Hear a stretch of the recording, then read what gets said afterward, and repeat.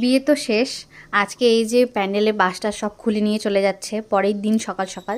তো আজকে একটু দেরি করে উঠলাম ঘুম থেকে, 8টার দিকে ঘুম থেকে উঠে সোনাইয়ের সাথে একটু বার হলাম একটু বেড়াতে। বাইরে হাঁটাহাঁটি করে এসে পুকুরের মাছ দিয়ে ভাত খাওয়া দাওয়া করে রাতে এখন আমরা রেডি হব। এখন যাব বউ ভাত খেতে দিদির। দূরের আত্মীয় বলতে আমরাই ছিলাম, আর আশেপাশের কয়েকজন, আর এমনি সবাই চলে গেছে। 3টে গাড়িতে এই যে পৌঁছে গেলাম আমরা বরের বাড়ি। তো খুব একটা দূর না, কাছাকাছি। আর সেখানে পৌঁছানোর পর চলে গেলাম প্রথমে দিদিকে দেখতে যে কেমন সাজিয়েছে, কেমন লাগছে দেখি একে। তো সেখানে গিয়ে দেখি সবাই ফটো তুলতে ব্যস্ত। আমরা যখন যাই তখন মনে হয় 10টা সাড়ে 10টার মতো বাজে। আমাদের একটা রুমে বসতে বললো, তারপর সেখানে কফি এনে দিল। কফি টফি খাওয়ার পর সেখানে আমাদের মিষ্টির প্যাকেট জল দিল খেতে। তো সেই মিষ্টি খেলাম, তারপর বসে আছি ঘরেই। তারপর ঘর থেকে বের হয়ে ভাবলাম যে এবারে কয়েকটা ছবি তুলি।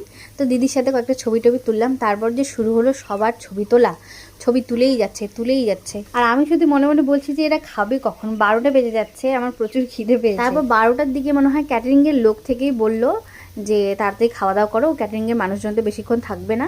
তারপর সবাই মিলে তখন খেতে গেলাম। সব মানুষ চলে গেছে সেখানকার, আমরা শুধু বরযাত্রীরাই ছিলাম খাওয়ার জন্য। তারপর খাওয়া দাওয়া করে এসে দেখি দিদির এখানে ফটোশ্যুট চলছে। তো আমরা বেশিক্ষণ না থেকে এই যে এখন দিদিকে বাই ঠাই বলে দিয়ে আমরা যাচ্ছি।